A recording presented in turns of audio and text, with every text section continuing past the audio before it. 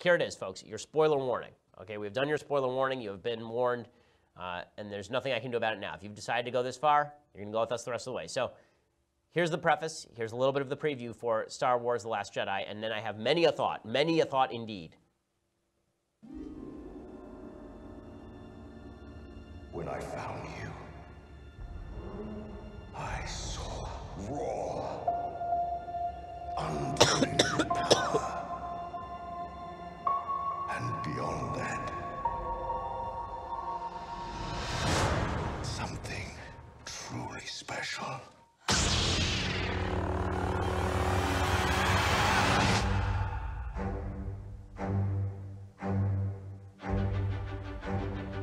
Something inside me has always been there.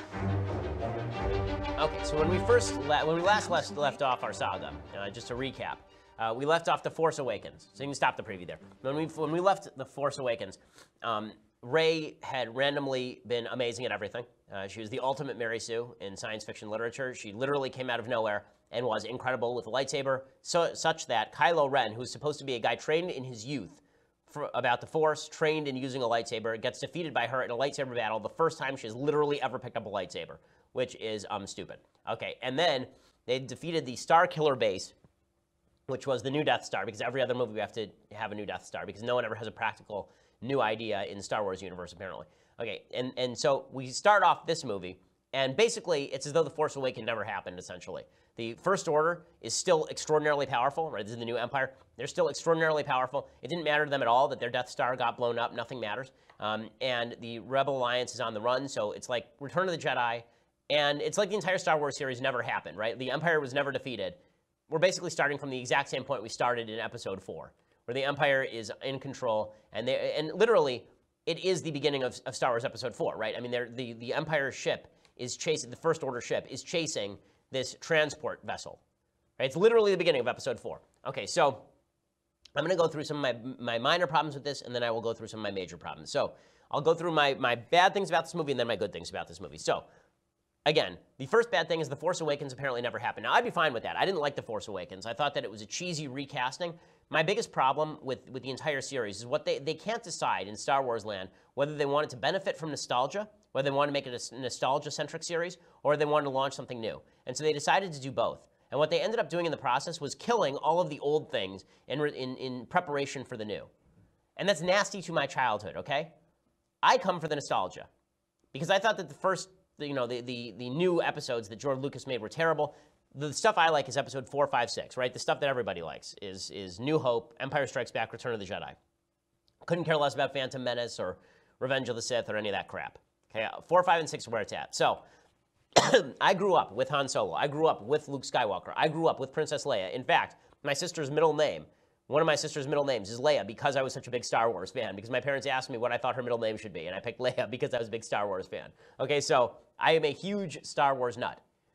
In the last movie, they killed off Han Solo for no reason. They turned Han Solo, who is one of the coolest, most roguish figures who becomes honorable in film lore, they turn him into a loser single dad who can't hold his crap together and gets killed by his whiny brat son for no reason at all. I hate, when I remember leaving the theater from The Force Awakens and thinking, oh, that wasn't so bad. And then the more I thought about it, the more it made me want to tear my own teeth out. It was just, so if The Force Awakens had never really happened, I'd be a much happier camper. Also, Han would be alive, which would be a lot better. Okay, so it starts with that. Then The Force Awakens, again, ends with the idea that the First Order might finally be on the run a little bit. They are not at all. So, okay, number 2. These are minor problems, but there are some basic kind of plot holes.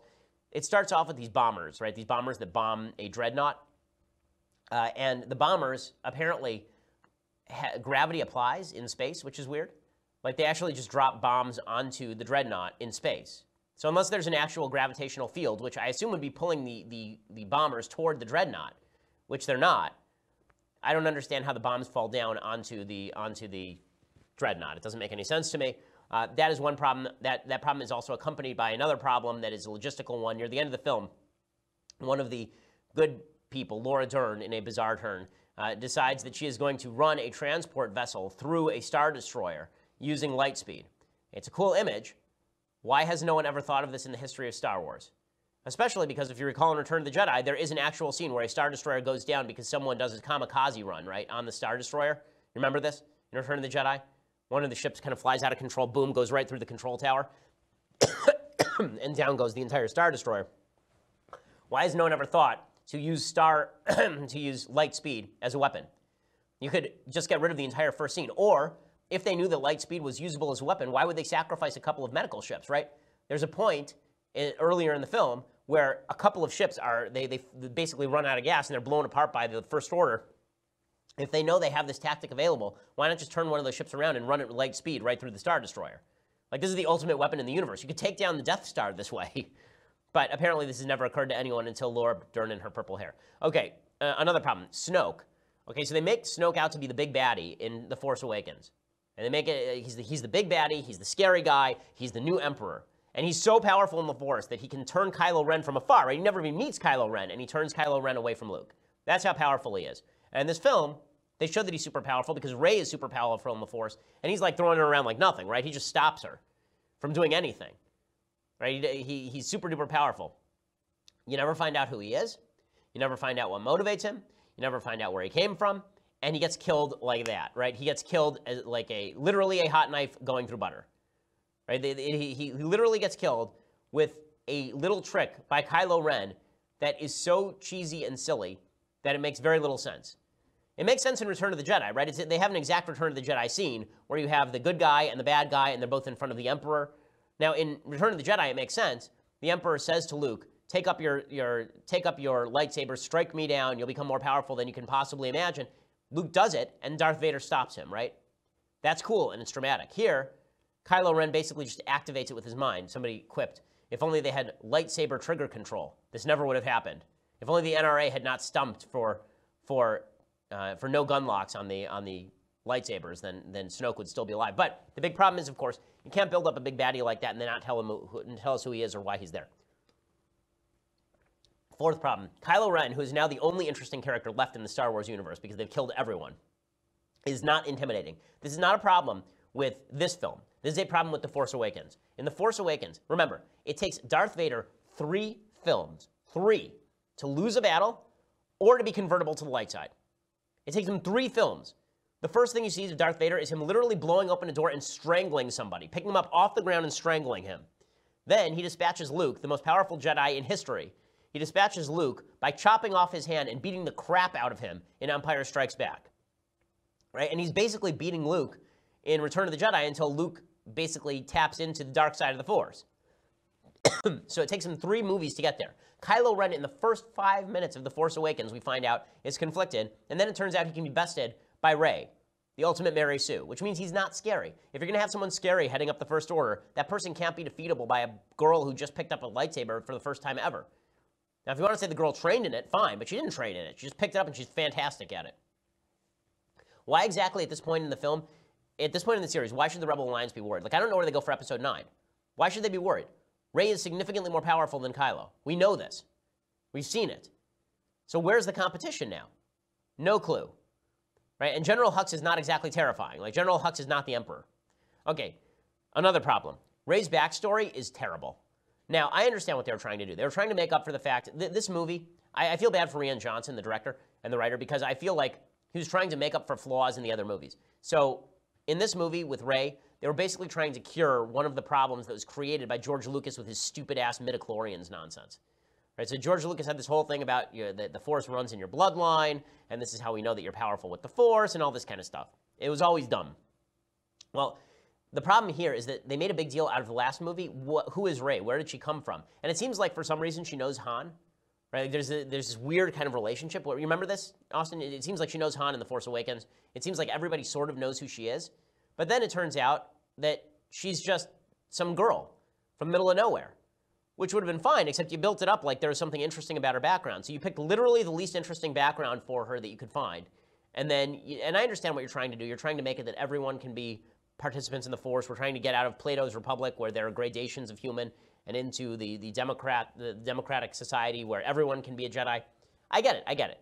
But it's not dramatic in any real way. Okay, another problem. I didn't need that entire scene of Luke, like, milking a sea cow. That was just weird. Like it was just weird and gross, and I wasn't big on that. But a bigger problem with Luke is that Luke happens to be an incredibly crappy teacher. So Luke actually is making a good point. The Jedi do suck at everything, okay? The Jedi were involved in the original creation of the Empire. The Jedi did fail to stop the Sith. They basically emboldened the Sith. The Jedi were not particularly successful at maintaining the Republic, so they stunk at everything. So Luke is right about this, but he's also a bad teacher, right? Rey comes and he says, I'm going to offer you 3 lessons. The first lesson is the Force exists. The second lesson is feel this rock. And there is no third lesson, right? Not a good teacher. That guy gets a bad review on collegeprofessors.com. Okay, and also Yoda showing up. I wasn't being on. Okay, another problem, celebrity cameos, as I mentioned before. Laura Dern with purple hair, no. And Benicio del Toro, my God, man. Okay, which brings us to that entire storyline. No, that entire storyline, no. Okay, that's an entire stupid storyline. Laura Dern's character could have just told Poe Dameron, guess what? We're going to send a bunch of transports to this random planet. Could they not have just done that? Instead, she pretends like she has no plan, it's kind of evil, and then what happens is that Poe comes up with some stupid plan to go to like intergalactic Monte Carlo with weird creatures that looks like it's from Harry Potter, and there are weird dog rabbits that run around, camel horses that run around. Also, we can get a bunch of social justice warrior crap about income inequality and animal rights. There was a line in this movie so bad that I legitimately was thinking about walking out of the theater. There's a line in this movie where after Finn, who is useless, right? He is useless. And Rose, who is double useless. They go to this stupid planet, and then they free the animals who have been abused. Oh, this is how we know the rebels are good guys, because they don't like animals being abused, right? Okay, great. Okay, this is a far cry, by the way, from Empire Strikes Back, where Han literally cuts open the belly of a what is it? Of a tauntaun, thank you, and stuffs Luke inside of it, right? But now we have to make sure that all of the rights of the animals are upheld, because this is deeply important. Listen, I'm for animal rights, but what does Star Wars have to do with animal rights? Like, what the hell? And Finn turns to Rose and he says, well, I guess it was worth it. You mean losing the entire galaxy was worth you going there to free a few camel horses that will be recaptured 5 seconds from now? Was that the thing that was worth it? And then, the worst line in the film, Rose turns to him, she takes a saddle off the camel horse dog, and she goes, now it's worth it. What? No, it's not. Like, it's not. Like, your whole job here is to get this hacker guy so you can go back to fake Death Star and hack the program. No. Also, they should have killed Finn. Okay, when Finn is riding at the end directly toward that giant blaster weapon, toward the battering ram, he should have just died. Okay, they should have killed him at the end of Force Awakens to add some gravitas. This is my biggest problem. They will not kill any of the new characters because they're trying to preserve the new characters. Instead, they kill all of the old cool characters who I actually like. I don't like Finn. He's boring. I don't care about Rose. She's boring. Rey is only not boring because she has interactions with Kylo Ren. Okay, everyone is boring in the new scenario, and they're killing off all of the cool characters who made this thing into a legacy in the first place. Which brings me to Rose. Don't even get me started. No. Okay, fine. Okay, Captain Phasma also. Like, was she supposed to be a thing? Like, because she wasn't a thing.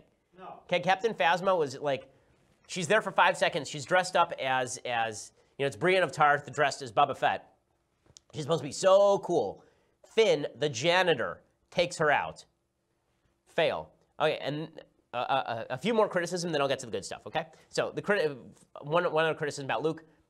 The best moment in the movie, aside from the Kylo Ren, the Kylo Ren Rey team up, which is the best part of the movie. Aside from that, the best moment of the movie is the part where Luke strides out of the cave, and Kylo Ren has every AT-AT fire on him, and then Luke just walks right out of it. Right? Super cool.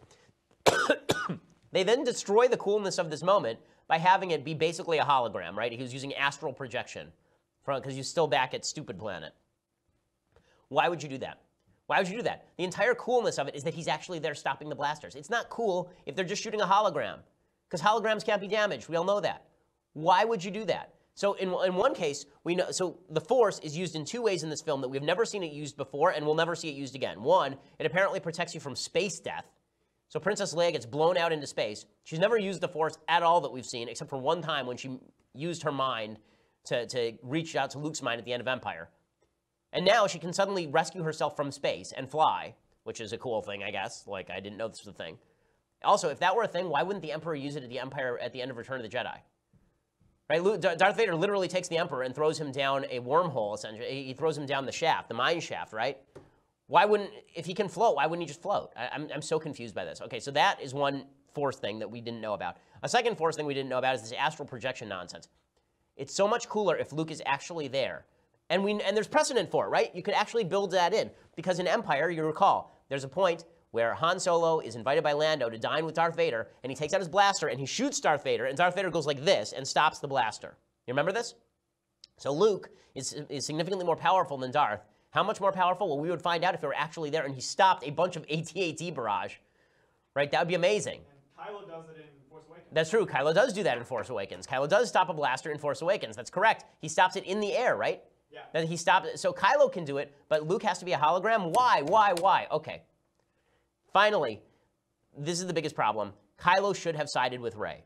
Okay, if you're going to do something new, you cannot just redo the original trilogy by having Kylo be Darth Vader. He's just like Anakin. He was conflicted, and now he's bad, and Rey is always good, and blah, blah, blah. You can't do that. They were building up for this too, right? Like, there's a point where Luke explicitly says that Rey does not resist the dark side. And there's a point where he says that. And you think, okay, well, maybe the dark side and the light side are actually one force, right? There's this theory in the Star Wars universe. And then there's that great moment where Kylo and Rey team up. And you think this is changing the entire nature of the Star Wars universe, right? You've never seen this before. The only team up you've ever seen is when Darth Vader makes a final decision right before he dies to toss the Emperor down the mine shaft. That's the only time you've seen this in Star Wars universe. And it's super cool, right? When I was in the theater, it's packed theater on Saturday night, and the audience burst into applause, right? The audience started applauding. Everyone was blown away by that scene, right? It's a great scene. All the way up to and including the whole thing where Rey tosses him the lightsaber and he goes, doom, and activates it right through the guy's face, right? That whole scene is great. And then you immediately blow it. Because there's no real motivation for Kylo to say, let the transports all be wiped out still. There's no motivation there. Who cares? 5 seconds before this, he refused to fire on his mother. 5 seconds. Right? He's not the one who blew Princess Leia out into space. He refused to do it. So why does he want to kill her now? Now he wants to kill her? It doesn't make any sense. So that's all the criticism. Here's what's right with the film. Number one, it is better than The Force Awakens, okay? The Force Awakens, for me, was just a disaster all the way through. The reason being that, again, they took Han Solo and made him uncool. Luke doesn't end up uncool in this thing. Luke is cool. I just think that his death is a little wasted. Second, the Kylo-Rey connection really works. This was something I didn't expect going into the film. I thought, Kylo, Rey. But the Kylo-Rey connection, they actually have some chemistry on screen. And every scene where they're basically Skyping in to each other, all those scenes really work. And the scene in the throne room really works. The scene where they're working together. That's the coolest part, and that's why you don't want it to end. And that's why when it does end, you're annoyed, because they just went back to same old, same old. Okay, that lightsaber battle also works, right? That lightsaber battle is really, that scene is one of the best scenes in all of Star Wars canon. Right, that one scene, I'm not saying the movie, I'm saying that one scene is one of the best things in all of Star Wars canon, where Kylo turns and suddenly he and Rey are on the same side. It's really cathartic and it's really cool. And finally, the final thing that works is Luke's final fade out works just because it's a throwback. Right? He actually gets a death that I guess is deserving. A lot better than Han, right? Han just gets stabbed through the belly and thrown down another one of these incessant mine shafts that seem to be everywhere in Star Wars universe. But Luke actually gets to do the final Tatooine two suns, right? Gazing off into the distance thing. And that works, and it's emotionally resonant. I just wish she weren't dead, because I think that it was a wasted death. They should have ended the film probably after the Kylo Rey scene, and they should have made the entire final part of that movie the third movie. Right? That's probably what they should have done. Okay, so is it worth seeing? Well, if you've watched this far, you've already seen it, because you've heard all the spoilers. But my biggest problem now is that I actually think this is the end of the Star Wars universe. I think that this is actually I think that this is the end of where Star Wars can go. Because now all the old characters are dead. We've reached the end of the Skywalker family, essentially. Like, Ben Solo is a thing, I guess, but Kylo is his own sort of character, and they're going to kill Kylo in the next film for sure. So why would I show up to watch a movie without Luke? Leia's dead, right? In real life, Carrie Fisher's dead. Han is dead. Where are they going to go from here that's not just going to be more typical light side versus dark side stuff? They were on the verge of doing something so great. This is what annoys me. They were so close to doing something unprecedented, right? Let's say that that Kylo says, you know what, you're right, and he calls off the attack, and he says to Rey, we're going to rule the galaxy together, and that's the end of the film, and you don't know what's going to happen.